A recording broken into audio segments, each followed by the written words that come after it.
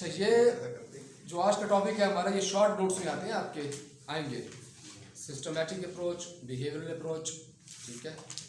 तो इनके फिर जो नीचे और आते हैं इंस्टीट्यूशनल अप्रोच, डिफरेंट अप्रोच जो पढ़ चुकी हैं। शॉर्ट में भी आ सकते, शॉर्ट नोट्स में ना 3-4 दिए होंगे, 2 करने होंगे, या 2 दिए होंगे, दोनों ही करने होंगे, ठीक है। 10-10 नंबर का एक होगा, या 5-5 नंबर के भी हो सकते हैं। तो सिस्टमैटिक अप्रोच, सिस्टम से क्या मुराद लेते हैं आप?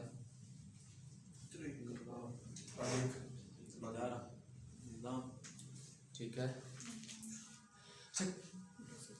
ये आखिरी टॉपिक है हमारा जो इंटरलिंक्ड है पिछले टॉपिक के साथ ना। अब तक हम जो पढ़ते आ रहे हैं वो यही पढ़ते आ रहे हैं कि किसी भी चीज़ को स्टडी करने के लिए उसकी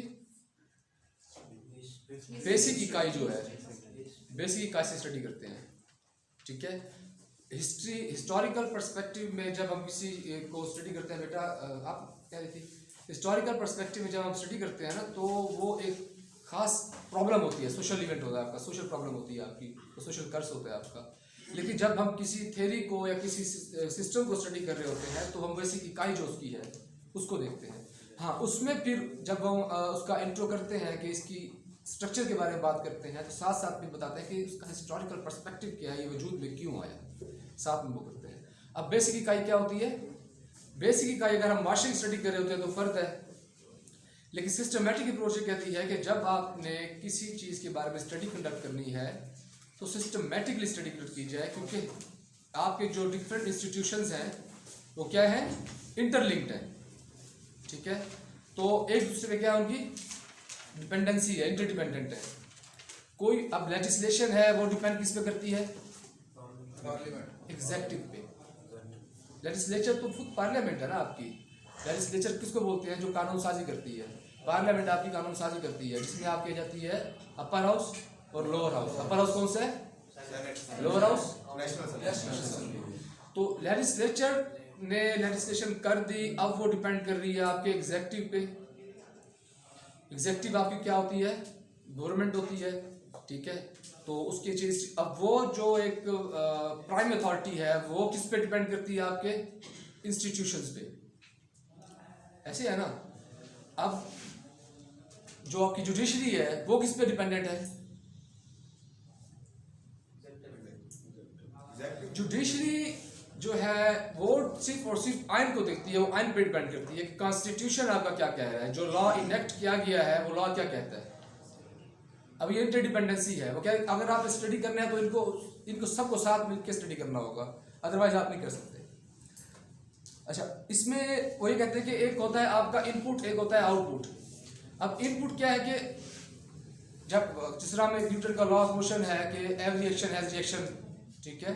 तो लॉ ऑफ मोशन में एक चीज चलती है तो चलती जा रही है, नहीं, उसके साथ फिर क्या, क्यों रुक जाती है? वो फ्रिक्शन की वजह से।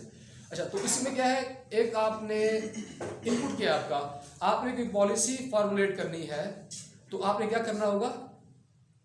उसके लिए आपके पास क्या क्या चीजें होनी चाहिए पॉलिसी? जब आपने कोई पॉलिसी फॉर्मुलेट करनी है, प्लान, ठीक है। अभी आपने सीआर चेंज किया क्लास का, तो उसके पीछे रीजंस क्या थी? इनपुट क्या था आपका?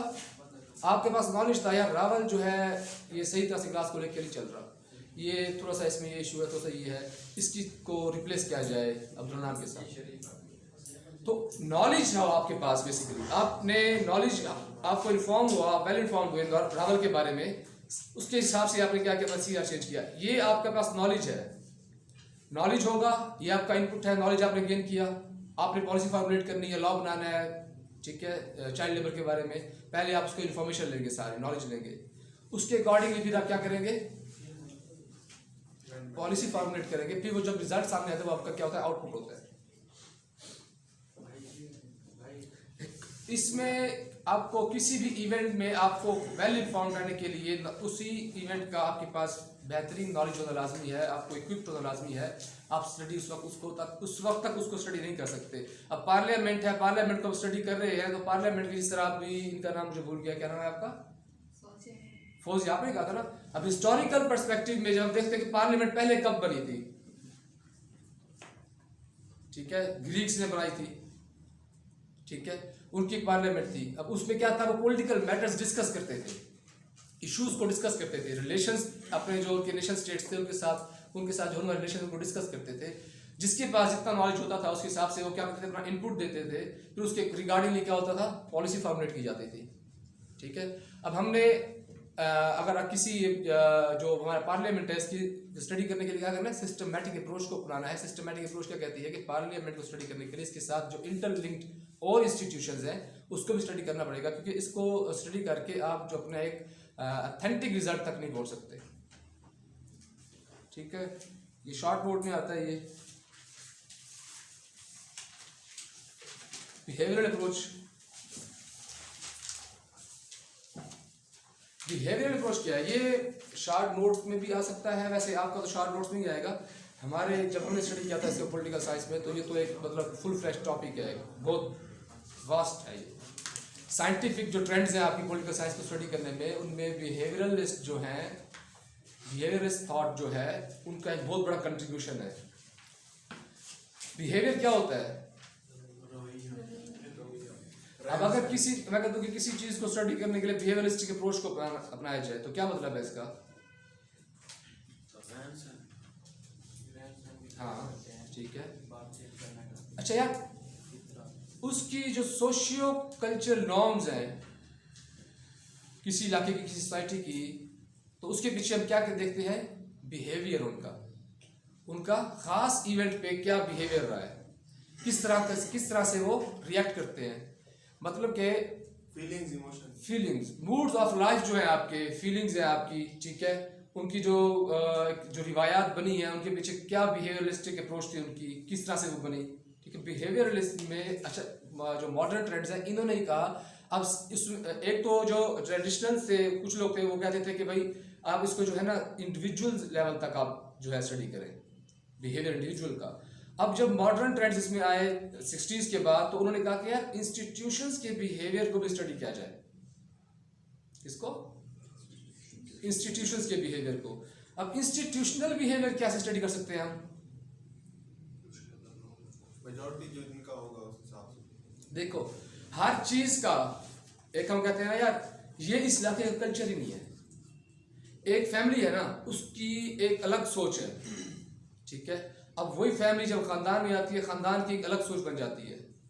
अब कुछ चीजें होती हैं जो उनमें चलती आ रही हैं, उनसे वो नहीं हटते। सोसाइटी है, ठीक है, अगर हम बलूचिस्तान का ट्राइबल सिस्टम ले लें, तो ट्राइबल सिस्टम में क्या है, उस सोसाइटी का हम कहते हैं कि यार इनमें ये कल्चर ही नहीं है, इस किस्म का ये चीज़ डेवलप नहीं हो सकती इनमें, क्योंकि ये कल्चर नहीं है। अब वो कल्चर क्या है, वो बिहेवियर हम बता रहे होते हैं कि समय इनका ये बिहेवियर ही नहीं है। अब हम अक्सर सुनते हैं मीडिया के ऊपर कि जो पाकिस्तान की सोसाइटी है, अभी यहाँ डेमोक्रेसी तो है, लेकिन डेमोक्रेटिक क्या है, वैल्यूज डेवलप नहीं हुई, डेमोक्रेटिक कल्चर नहीं है, क्यों, हमारा डेमोक्रेटिक बिहेवियर नहीं है। अभी हम खुद देख लें, हम कहते हैं कि जो मैंने कह दिया बस कह दिया, हम दूसरों की राय को रेस्पेक्ट नहीं देते, क्या है, कल्चर नहीं है हमारा। हम को एग्जिस्टेंस पे बहुत कम आते हैं, जब पॉलिटिकल मैटर्स आते हैं हम क्या कहते हैं कि नहीं, अगर मेरा साथ कोई एक है, लोग हैं, तो मेरी बात को माना जाए, मैं हूं, मैं सही हूं। दूसरों के पॉइंट ऑफ व्यू को रिस्पेक्ट नहीं किया जाता।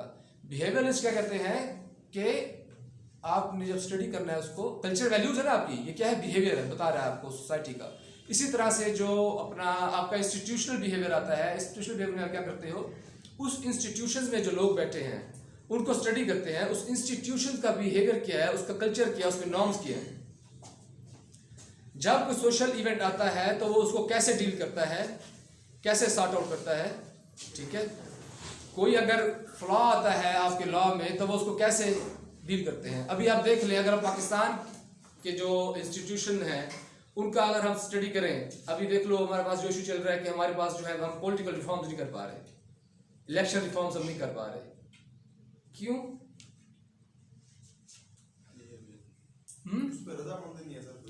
कल्चर नहीं है, ठीक है।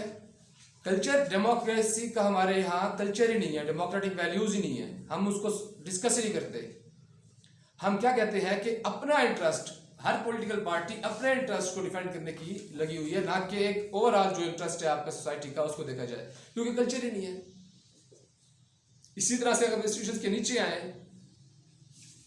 तो क्या है, उसमें भी चीजें हैं ना हमारी सोसाइटी में, डिफरेंट सेगमेंट्स जो हमारी सोसाइटी में है, तो उन सेगमेंट्स में क्या चीजें होती हैं। दूसरा जाए अपना काम, ठीक है, क्यों नहीं है। तो इसीलिए तब तक कोई आपकी जो चीज़ है वो कहता है कि अब ये आप उस चीज़ को जो एक प्रॉपरली मैनेज नहीं कर सकते जब तक आप उसको बिहेवियरलिज्म जो है अप्रोच है उसको, उसकी बिहेवियर को, उसके कंडक्ट को, उसके एटीट्यूड को, उस कल्चर को जो डेवलप हो चुका है उसको स्टडी ना कर रहे। समझ आई है। अब मीडिया का क्या कल्चर है हमारे यहाँ, मीडिया जो है, हाँ? अब मीडिया का है कि उसने क्या करना है, अपना रैंक अप करनी है उसने अपनी, उसका कल्चर बन चुका है। अब उसमें जो कंस्ट्रक्टिव चीजें होती हैं गवर्नमेंट की, उनमें जिसमें उसको उनको फॉलोइंग कम मिलती है, व्यूअर्स जिसमें कम होते हैं, वो उस खबर को देते ही नहीं है, एक बार चलाएंगे खत्म। जिसमें उनको ज्यादा कवरेज वो उसको देते हैं, ऐसी खबर को देते हैं जिसमें सनसनी होती है, ठीक है, जिसमें वो नेगेटिविटी होती है, जिसमें उनके जो फॉलोअर्स हैं, जो व्यूअर्स हैं, बढ़ रहे होते हैं, रैंकिंग उनकी बढ़ रही होती है। ये मीडिया का कल्चर बन चुका है, उनका ये बिहेवियर बन चुका है। और सर जिसको अवाम देखना चाहती है, जिसको अवाम देखना चाह अवाम वही, अब उसके नीचे है फिर अवाम ये कुछ आती है, चलेगा ही तब जो अवाम देखना चाहती है, अवाम देखनी तो चाहती है, अवाम देखना चाहती है, अवाम देखना चाहती है, अवाम को दिखाया भी जा रहा है, मजबूरी भी है। ठीक है। अच्छा, अब सबसे बड़ा क्रेडिट इसके पास क्या है कि इसने साइंटिफिक मेथड्स जो है बिहेवियरलिस्ट ने उनको शामिल किया, इंट्रोड्यूस किया इसमें। तो जो मतलब साइंटिफिकली किसी भी चीज़ को साइंटिफिकली स्टडी किया जाए, फैक्ट फाइंडिंग आपने किस तरह करनी है, ठीक है। तो ये डिसिप्लिन जो है अपना पॉलिटिकल साइंस में, इसकी जो अप्रोच है बिहेवियरलिस्ट, इसमें फैक्ट फाइंडिंग का जो एक तरीक़ाकार वज़ा किया है वो इसने किया है बिहेवियरलिस्ट ने, जिसमें ऑब्जर्वेशन भी आती है आपकी, ठीक है। सिर्फ ऑब्जर्वेशन के साथ साथ क्या आता है आपका, अगर आपने किसी पार्टिकुलर ग्रुप को स्टडी करना है, ठीक है, तो आप क्या करते हैं, हमने पहले भी डिस्कस किया था इसको, कि आप उसके ऑब्जर्वेशनल मेथड्स को अपनाते हुए ऑब्जर्वेशन करते हैं। अच्छा, अब अगर हम अपने ऑब्जर्वेशनल मेथड्स को अपनाया, मैंने गैलप की एग्जांपल दी थी आपको, वो किस तरह करते हैं सर्वे, जो उनकी सोसाइटी में तकरीबन 500,000 बंदे होते हैं, उनसे पूछते हैं, पार्टिकुलर बंदों को, मखसूस बंदों को वो क्या करते हैं, चुनते हैं, 1000 बंदों को, मिनिमम 1000 को, तो वो क्या करते हैं, उनसे क्वेश्चन करते हैं। अब फिर उसको कंसीव किया जाता है कि ये जो हमने इनमें मेजोरिटी है, जो लोगों ने बयान किया 600-700 जो मेजोरिटी किसी जिसके हक में उन्होंने बात की है, तो ओवरऑल सोसाइटी का क्या होगा, वही थॉट्स हैं, वही व्यूज हैं उस पार्टिकुलर इवेंट के बारे में। इस तरह से ये ऑब्जर्वेशनल मेथड्स हैं, ठीक है। अब इसमें जो ऑब्जर्वेशन करते हैं, ऑब्जर्वेशन में हम कौन से मेथड्स को अपनाते हैं, क्वेश्चनर होता है, क्वेश्चन में क्या करते हैं आप, इंटरव्यू करते हैं, इंटरव्यू में क्वेश्चन कंडक्ट करते हैं, आप पूछते हैं, सवाल करते हैं, ठीक है। तो उसके अकॉर्डिंगली फिर आप उसको कंपाइल करते जाते हैं, ठीक है। जब आप उसको कंपाइल करते जाते हैं, कंपाइल करने के बाद क्या है आपका, आप उसको एक साइंटिफिकली एक कंपाइल करने के बाद उसको आप पेश करते हैं, बताते हैं लोगों को कि ये स्टडी हमने कंडक्ट की, यही चीज़ें हैं इसमें। तो उसके प्रिंसिपल्स में वो क्या बता रहे हैं, सबसे पहले कि उसका क्या किया जाए, फैक्ट्स एंड एविडेंस जो है उसको ट्रेस किया जाए, जो ट्रेस किया है आपने उसको कंपाइल किया जाए। कंपाइल करने के बाद क्या करना है आपने, उसको एग्जामिन करना है लाइट ऑफ पार्टिकुलर बिहेवियर। उस जो आपने कर लिया, अब जो पार्टिकुलर बिहेवियर है उसको एग्जामिन करना है आपने। हाइपोथेसिस उस वक्त तक आप नहीं कर सकते, कंडक्ट नहीं कर सकते, उस वक्त तक आप नहीं लिख सकते जब तक आपने फैक्ट फाइंडिंग और उसकी जो अकरेंसीज हैं उसको सही मायने स्टडी नहीं किया, नहीं ट्रेस किया, ठीक है। तो उसको थॉरोली आपने टेस्ट करना है। अब जो एक हाइपोथेसिस आपने बना लिया, लेकिन आपने तब तक उसको क्या नहीं, जब फिर आप उसको टेस्ट भी करना है। हाइपोथेसिस क्या होता है, मफरूजा होता है, मुशाहिदा होता है आपका, जो आपने बनाया होता है किसी चीज़ के बारे में, ठीक है। मुशाहिदा करने के बाद आपने मफरूजा बनाया, आपने एक हाइपोथेसिस अपने जो एक स्टेटमेंट तैयार करते हैं, ठीक है। तो उसको कह रहे हैं कि आप तब तक नहीं कर सकते जब तक आप उसको प्रॉपरली साइंटिफिकली टेस्ट भी ना कर लें। अब इसमें जो फ्रीडम ऑफ ऑब्जर्वेशन है, इसके साथ साथ आपने क्या करना है, मॉरल वैल्यूज़ जो हैं फैक्ट फाइंडिंग में, आपने मॉरल वैल्यूज़ को क्या करना है, इग्नोर नहीं करना। पॉलिटिकल बिहेवियर इंडिविजुअल का हो या इंस्टीट्यूशन का हो या सोसाइटी का हो, ठीक है, उसमें आपने उसकी प्रॉपर अंडरस्टैंडिंग है, कॉन्सेप्ट्स आपके क्लियर हो, ये प्रिंसिपल्स बता रहे हैं उनके ना बिहेवियरलिज्म में, जो बिहेवियरिस्ट हैं वो कह रहे हैं कि इसकी इन प्रिंसिपल्स के तहत आप स्टडी करनी है आपने। और दूसरे जो आपकी सोशल साइंसेज हैं वहाँ से जो टेक्निक्स आप उठाते हैं, बारो करते हैं, ठीक है, उनकी प्रॉपर अंडरस्टैंडिंग आपके पास हो, रिसर्च कंडक्ट करें आप, ठीक है, और साथ साथ वो इंटीग्रेटेड हो और कंसिस्टेंट फॉर्म में हो। समझ आइए? नहीं आई? सर ये बिहेवियरल ताहिर तो कह रहा है यार पता नहीं क्या हो गया है? सर बिहेवियरल अप्रोच में हमारी फीलिंग्स इमोशंस आ रहे हैं, तो इसमें सिस्टमैटिकली कैसे इन्वॉल्वमेंट हो रही है, लॉजिक क्या है? देखो सिस्टमैटिक आप इसको साइंटिफिकली नेचुरल साइंस की तरफ ना जाए। अब ये कि किसी चीज़ को जो आपने स्टडी करना है ना, हमने शुरू में कहा, अब फीलिंग्स जो है, अब सिस्टमैटिक स्टडी कैसे करनी है फीलिंग्स की हमने, या यूँ समझ लें कि जो उस सोसाइटी की एक सोच है, थॉट है, उसको सिस्टमैटिक स्टडी कैसे करें, उस सोसाइटी की फॉर्मेशन को देखनी है। अच्छा, उसकी जो फीलिंग्स हैं, साइकोलॉजी पढ़ी है आयशा ने कि जब फीलिंग्स को आप स्टडी करते हैं तो क्या करते हैं? नहीं, अगर देखो एक बंदा है वो कहता है कि यार हमारा पॉलिटिकल कल्चर जो है वो ठीक हो ही नहीं सकता, फीलिंग है ना उसकी ये। हमारी सोसाइटी जो है उसमें से आप जो, या बलूचिस्तान की सोसाइटी जो है, अगर इसको डिवाइड करें सेगमेंट्स में, उसमें यार आप जो है ना डेमोक्रेटिक वैल्यूज नहीं आ सकती। क्यों नहीं आ सकती? फीलिंग्स है ना, किसी की बात फीलिंग अपनी एक्सप्रेस कर रहे हैं, तो अब भाई इसके पीछे आपने इसको सिस्टमैटिकली स्टडी करना है। अभी ऐसी फीलिंग्स क्यों कनेक्ट हुई, उसके पीछे अपने बेसिक्स पे जाना है। अब उसमें जो हम कह रहे हैं कि भाई वहाँ की जो एक लोग हैं या यहाँ की जो लोग हैं, हम कहते हैं कि यार पाकिस्तान में एक वेलफेयर स्टेट कायम नहीं हो सकती। क्यों? फीलिंग बता रहे हैं ना, इसी फीलिंग को हमें सिस्टमैटिकली स्टडी करना है, कि उसकी बेसिक्स पे जाना है कि ये फीलिंग डिवेल्प कैसे हुई, इसके पीछे साइकोलॉजिकल फैक्टर्स क्या हैं, ठीक है, इसके पीछे एथिकल फैक्टर्स कौन से हैं, नॉर्म्स कौन से हैं, किन चीज़ों ने इन फीलिंग्स को डिवेल्प करने में, कौन से कैटालाइटिक फैक्टर्स हैं जिन्होंने इस फीलिंग्स को डिवेल्प किया इंसान के अंदर। अब एक एग्जांपल अभी हमने डिस्कस की, ठीक है, कि बच्चों की लड़ाई में क्या हुआ, बड़े को मार दिया गया, कत्ल कर दिया गया। अभी फीलिंग थी ना उनकी, ये गुस्सा, ये एंगर एक फीलिंग है ना।